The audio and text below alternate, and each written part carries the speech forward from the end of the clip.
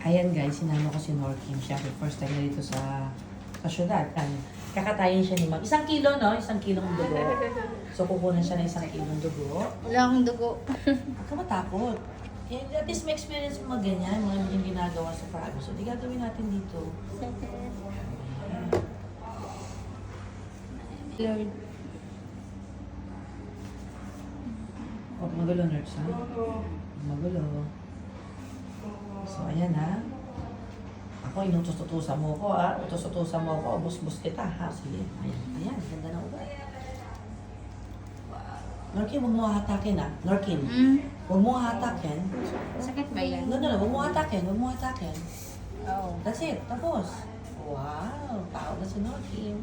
Oh, hayop ba ako dati? Okay. Wala na akong dugong mamaya. Baka ka ng bruha. Ako, lilipad na ako. Ang gabi ko po. Good morning guys, I'm here sa Medicos. O kung saan man po pinuntahan namin, nakita ko. So magpapakuha po ako ng laboratory. Although syempre nurse naman ako, nagpapakuha din naman ako laboratory sa amin.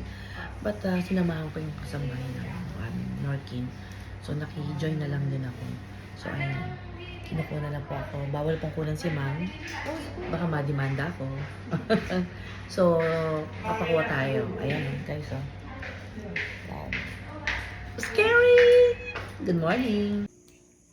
Diyos ko, yung bata, tuwan-tuwa. Naka-spaghetti with chicken, no?